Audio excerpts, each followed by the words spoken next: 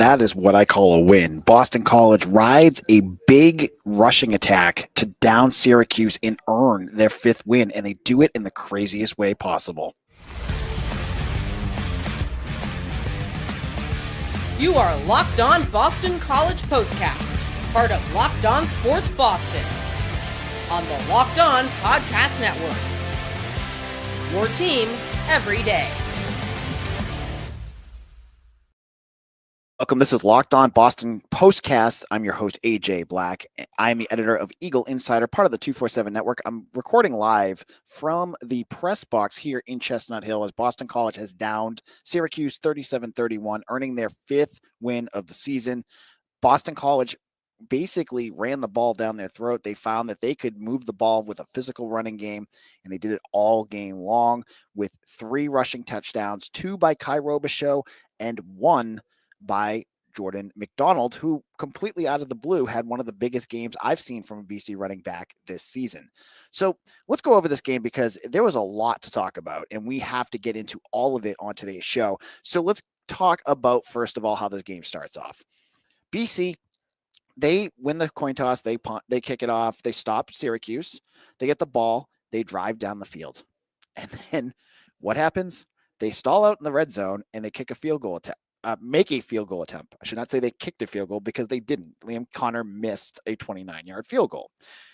Well, the issues with special teams continued as Boston College shanked a punt with Ivan Savenko. Actually, he didn't shank it. He barely kicked it for 25 yards. One of the worst kicks I've ever. I mean, it was bad. It was like completely like he was lucky he even kicked it. He almost missed it.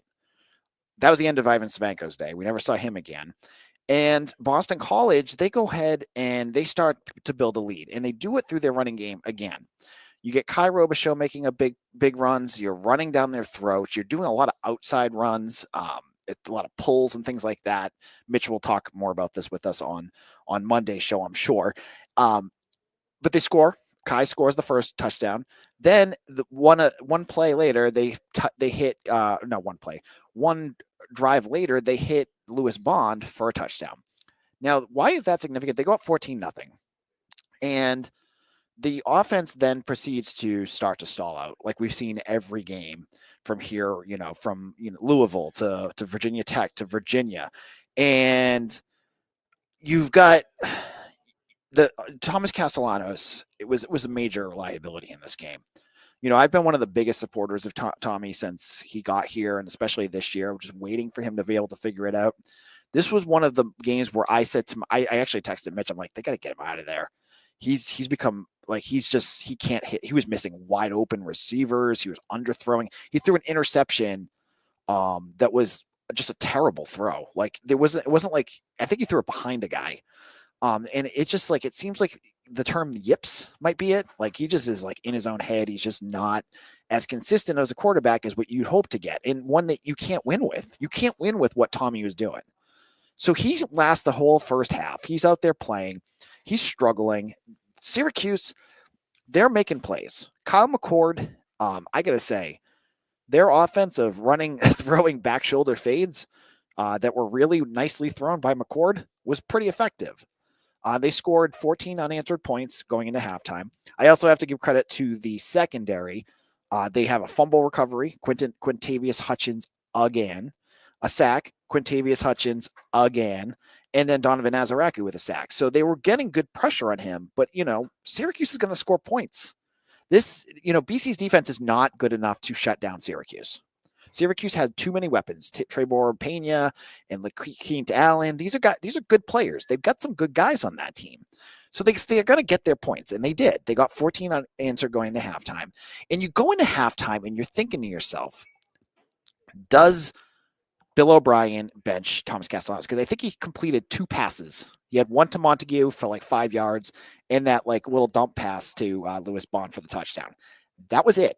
Everything else that was moved was on the ground, and it wasn't by him. He wasn't doing anything on the ground. So he comes back. BC, it feels like it was the first time this year that they won the coin toss and got the ball back.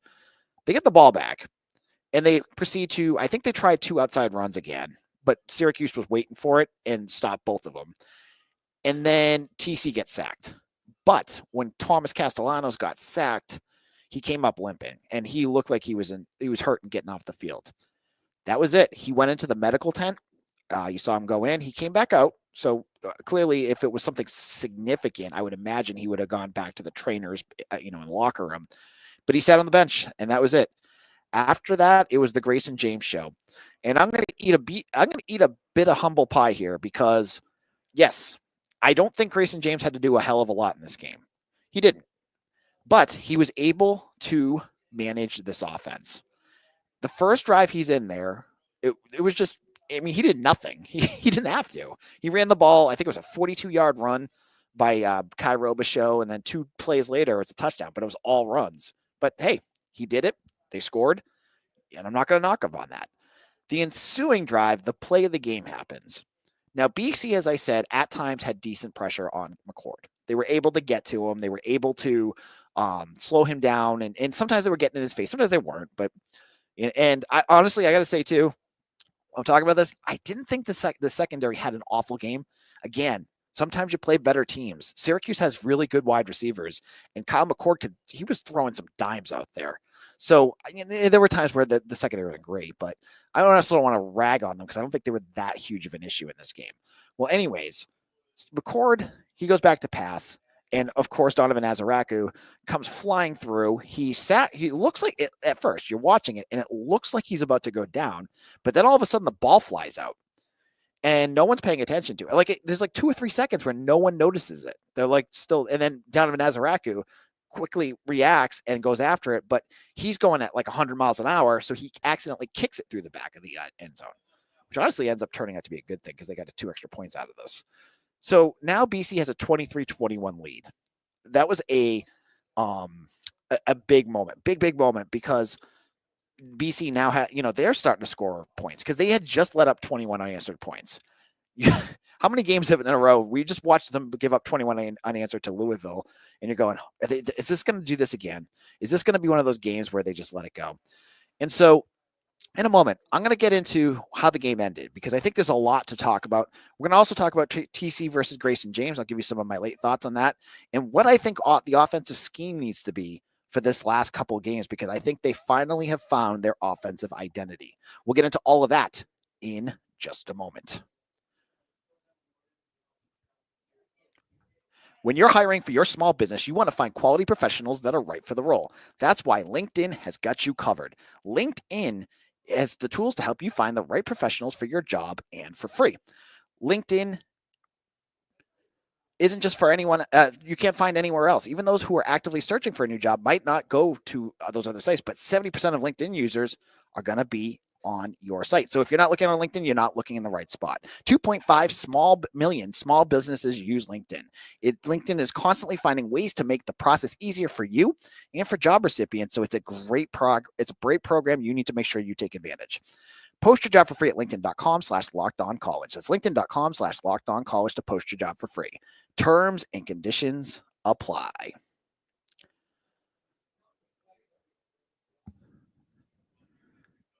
This is Locked On Boston College. I'm your host, AJ Black. Make sure to check out my work over at Eagle Insider, part of the 247 network, and check me out on Twitter at AJ Black 247. I'm also on, if you're not into the Twitter thing, and I know some of you guys aren't, you can also check me out on, I'm on Threads, and I don't use it as much, but you can check me out there.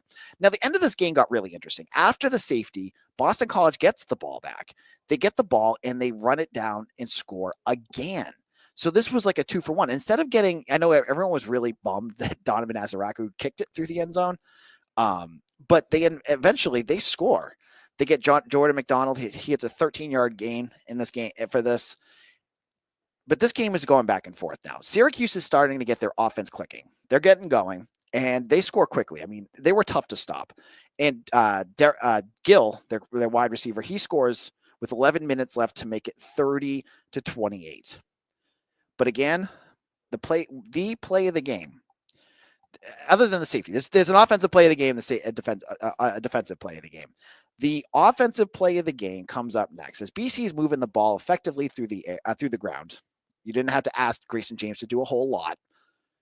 They get 4th and 1, the dreaded 4th and 1 for Boston College. You know they're going to go in shotgun or pistol. And Syracuse, they're selling out at the line of scrimmage. Like they had 11 guys, all of them in the box, it seemed like. And based on the way this play goes, it had to have been a sellout there. So they go all in. And as you watch, Jeremiah Franklin is scooting to the end zone and he's wide open, and Grayson James nails him to put BC up by 2 scores again. And that's it. That was the big play right there. This is the same play that we saw Kamari Morales do last game against Louisville. It's been effective. This is, you know what though? Like if you can call the same play and have it work, you're doing the right thing, because it's a gutsy play. It might be one of Bill's gadgety plays that he might call it that, but it works because you've been running the ball. They're thinking you're going to run. They're not going to pay attention to Jeremiah Franklin's slipping through, and you get your touchdown. So BC goes back up. Syracuse gets the ball back, and they start driving down the field. But then again, this bend don't break defense, they do their job. It was one of those times like with Tim Lewis's defense, you see it a lot. Either they get things going, and once they get themselves in a rhythm, they're able to slow down an opposing offense. But sometimes when you're playing a good offense, they're just slicing you up. And Syracuse was slicing up this defense. They were moving the ball effectively. They were running it. They're not running it. They were mostly passing it. So McCord was hitting everybody. He threw for almost 400 yards. He's a good quarterback, right? They get near the end zone, and BC tightens up again, which they've done when they're playing well all season. And it gets to 4th and long. And Fran Brown has a decision to make. He can either go for it and try to get the touchdown, and then, I think they had like a minute and something left and one timeout, or they kick the field goal and then try the onside kick. He goes for and I think probably analytically it makes the most sense. He goes for the field goal and he hits it. So that was a big deal. And I also have to give one last piece here. The defense also, the speed at which Syracuse was moving down the field, it was absolutely enormous that BC didn't let that happen before the 2-minute warning, because that was my fear, was that BC would get the ball back, get stopped by the 2-minute warning, and then Syracuse could save up their timeouts to get the ball back again. They didn't. It took them under the 1 minute, the 1.5 minute mark to get the ball back. So Syracuse, then they get to try the onside kick. And I got to give their special teams coordinator a big shout out, because I've watched a lot of college football, and most onside kicks are awful at the college level. Most guys don't have a clue how to do it. They're, most of the balls just kind of bounce and go backwards, and then they're just not there, and they don't work. The first one, they drilled it and recovered it. And I was like, oh God, here we go. Because if they get the ball back, they're going to score. They're going to score. They're too good. And they had momentum going on that offense. But the big thing was they recovered it because it was illegal touching before 10 yards. So they have to re-kick it again. I was really hoping, I wish the rule was that if you illegally touched it, the other team recovers the ball immediately. I don't know the rules, but I wish that was the case. But they kick it again. They did a nice one again. Jaden McGowan catches it and gets clobbered, but he holds on to the ball. BC then can kneel it, and they win. So 5-4. Boston College improves to 5-4 in the season. This was enormous because you stopped your 3-game losing streak. You found your offensive identity. You beat your rival, which is huge because you had Bill O'Brien versus Fran Brown. And I don't think either coach out-coached the other one in this one. Fran Brown his defense really struggled against BC's running game, but BC's passing defense struggled against Fran Brown's, and Kyle McCord's passing attack. You had all that happen. Now bowl game is definitely back on the table. You have 3 more games. You just got to win 1, and you can make a bowl, and that will be so huge for all you gamblers out there that took that 4.5 game win for the total for BC. You guys also got to be celebrating too, because that was enormous. You got your your ticket to cash. So that was big. But the big question going forward now is, who's the quarterback for Boston College? Is it going to be Grayson James, or is it going to be Thomas Castellanos? And for the first time ever, I think this year, I really do feel like Grayson James has to be the answer. you wanted Thomas Castellanos to be a pocket quarterback, but you've watched as his confidence has continued to erode to the point where he was a gigantic liability this week. Like, he was hurting your team being out there. James can manage what you need to do, and he made some decent passes too. He had one where he had a guy, I think it was Bond, wide open and missed it, but he didn't make any big mistakes. And I thought that was a big key for what I was watching in this game. He didn't make any like really terrible throws. He just managed what they have. And honestly, with this offense, that's all you need to do with your quarterback is to manage what you have in front of you. And I thought he did a good job there. So I don't know what Castellanos' injury is. I don't think it didn't look like it was that severe, obviously, if he's sitting on the bench. And we'll hear more from Bill O'Brien later about what the latest is on him. But you have to think, we've heard a lot about James, showing up at practice and doing good things there, that this might now be his team. You've won with him. You've won 2 games with him. The first one I wasn't all that impressed with. I still thought that Thomas Castellanos was the better quarterback for you. I don't think that's the case right now. I think you have to roll the dice with Grayson James. And I have to also, and we'll talk more about this later this week, and it's not the time and place to talk about it. I have to wonder if this is the last snap that we saw Thomas Castellanos play at Boston College. If James goes in and starts the rest of this season, will Castellanos come back? Will he stay here or will he go someplace else? It's worth the conversation to have. So I'm wondering if this might be the end for him. Like, maybe we never see him play again here.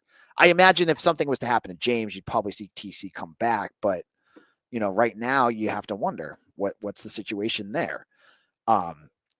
So I look at the quarterback situation moving forward, and I think you have your answer. And I think you have found what your offensive strength is. And you need, it's like, Bill O'Brien, I think, wanted to get away with what Jeff Hafley did last year, which was a power running attack that just basically ground teams to a halt. But look at BC's 2 biggest wins this year. What did BC do the best? They ran the ball. The game against Florida State and now Syracuse. This is their best win. This is their best win of the season. Beating Florida State was good at the time. You beat a top 10 team on the road, but in hindsight, they're garbage. They're a terrible team. Syracuse has already won 6 games. They have been the darling of the ACC. A lot of folks have been talking about how great they are, and Fran Brown's the best new coming coach, and blah, blah, blah, blah, blah, blah, blah. We've heard all that. Now BC goes out there and beats them. That's a bigger win in my book. That's a big win for this program. So I think this is the biggest win of the season for Boston College. And I got to say too, it was kind of a bummer that I looked out at the stands at the end of the 4th quarter and like the student section was dead. Like the people were emptying out. Like, I get it. They lost 3 games in a row, but this is the end of the season, guys. You got to stay and stick around. But you know what? They got to win. Maybe now this win will help propel it. They get SMU next week. That's going to be a very, very tough game. I know BC beat them last time. I know BC made them look pretty inept offensively, but Kevin Jennings is a completely different quarterback than we saw last time. And I think that this is a chance for BC to make a statement. It's going to be a tough one. Cam Arnold and Turbo Richard did not play in this game. They were both out. I saw like guys get banged up. Davion Crouch got banged up at one point. We didn't see Jaden Skeet. I don't know what's going on there. But there's been a few little things here and there, but they're mostly healthy, but this is going to be a tough one. They're a top 15 team on the road. In our final segment, my last thoughts. Let's get into my last thoughts about this win, what I thought about it, and I'll get into all that in just a moment.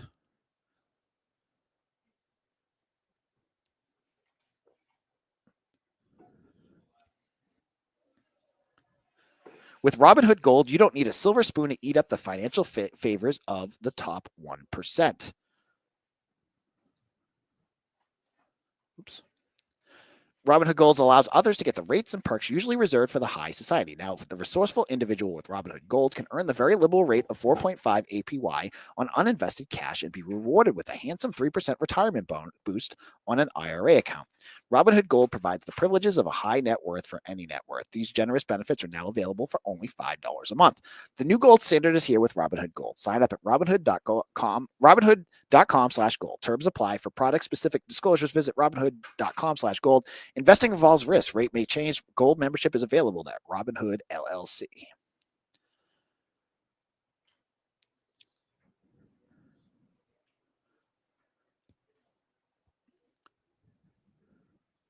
Get ready to tackle the NFL action with FanDuel's America's #1 sportsbook, because right now new customers can bet $5 to get $150 in bonus bets if you win. With NFL kicking off tomorrow, you guys can celebrate this big Boston College win and maybe make some wagers up on FanDuel. You get spreads, you get player props. You know, I had a 5-way parlay, or actually a 7-way parlay going on that Ravens game. And that last touchdown by the Bengals that they didn't score on killed me, because I had Derrick Henry anytime touchdown, Jamar Chase anytime touchdown. I had yards thrown by Lamar Jackson, and I was in for a big win. Just didn't squeak it out, but I've squeaked out quite a few this year, so I think you could too if you check out FanDuel. So check them out. Just visit FanDuel.com to join today. You'll get started with $150 in bonus bets if you win your first $5 bet. That's FanDuel.com. Never waste a hunch with make every moment more with FanDuel, an official sportsbook partner of the NFL. This is Locked On Boston College, the Locked On Boston POSTCAST. AJ Black here. I'm your editor and publisher of Eagle Insider, and finishing up things here up in the press box, we're talking about Boston College's 37-31 win over the Syracuse Orange. As I said before, this is BC's biggest win of the season. In hindsight, beating your rivals and winning on the road, at home, for your 4th win at home is a big deal. As Bill O'Brien has said over and over again, defending your home turf is a big thing for Boston College. They did it again. There's 2 more home games coming up. You have SMU away, and then you finish with UNC and Pitt. I think there's at least one win there. Now, what does BC need to do moving forward? I think the defense is starting to find its groove. I think even though that they've had their moments, I still think that Tim Lewis is a very good hire on the defensive side of the ball. I like what they do. They're inconsistent, yes, but I think that has a lot more to do with they need more talent. They need more talent on the defensive line. They need Cam Arnold back. Those are 2 big things I think that are missing right now. So if Boston College can get this defense to click a little bit more, I think this team could be very good. They're going to play some good offenses. Pitt, UNC, SMU, they put up points, and you're going to have to match that. But what I think BC found today is that they have a running attack that they can lean on. And I want to say, I don't think I've talked about this, because usually my postcasts are just kind of my thoughts at the moment. But wow, did BC find something in Jordan McDonald. Did not expect this. Now, let me tell you about Jordan McDonald. He is a junior from UCF. I believe he knows Tommy, and that's probably why he transferred. I'm almost positive, because I remember the reason I knew he transferred here was because I saw him on Tommy's Instagram posts in Boston. So I knew that. But I had watched him all summer, and I really didn't see much. You saw Day Jones and Turbo and Ward, who didn't really do anything today, because I think BC wanted power running, which they did with Kai and Jordan. But Jordan, I didn't see much of. And honestly, as this year has gone on, I was wondering, A, if he'd ever find a role on this team, and B, if I'd ever see him other than that game that we saw against Duquesne earlier in the year. We do. We saw it now. And what impressed me is I think Boston College has their running back crew moving forward. You have coming back next year. Kai and Trayshawn are going to be gone, but you have Turbo, who will hopefully be all healthy by now. Then I don't know what's going on with him. He was limping around the sidelines today. You have Jordan, and then hopefully Alex Broom will be back. And I think Alex Broom will play the role Trayshawn played this year. He's a receiving running back. He's more that guy that you can line up and do a whole bunch of different things. And then you have your 2 power backs. Turbo is much more versatile, but I was very impressed. I thought Jordan McDonald, I saw him at the beginning of this year almost as like a Kai Robichaux redux, kind of like a guy that's big and burly and grind out just a few yards, but he was a lot faster than I expected. He made some big, like his outside runs were things I never thought he could do. So credit to him. I thought he had an excellent game. And Syracuse just had no answer. Mitchell talked more on Monday's show about what kind of style of defense Syracuse was using, but the way that they were running it was not effective at all against BC's power running game. When BC was running their power run, there was no stopping them. I mean, they got a few stops here and there, but man, Syracuse was just consistently struggling to tackle them. And by the end of the game, Syracuse players were dropping hurt. And I think it looked like they were really not, you remember these from the Steve Addazio in last year under Halfley, those moments where they just don't look like they want to tackle anybody because it's wearing them down. So this is a big win for BC. And I think we'll have more coverage. We'll talk more about the Thomas Castellanos and Grayson James things on a future episode this week. I'm sure we'll get into it. And we'll talk more about this win. And thank you all for following along. If you haven't done so already, subscribe to Locked On Boston POSTCAST. Hit that subscribe button before you go. Make sure you like it and follow me on Twitter at AJBlack247. Check out my work at Eagle Insider. And if you haven't checked out Locked On Boston College, my other daily Boston College podcast, make sure you subscribe to that too, because we'll be having a lot to talk about this week. Thank you all for listening, and I'll see you again for another episode of Locked On Boston POSTCAST, your team every day.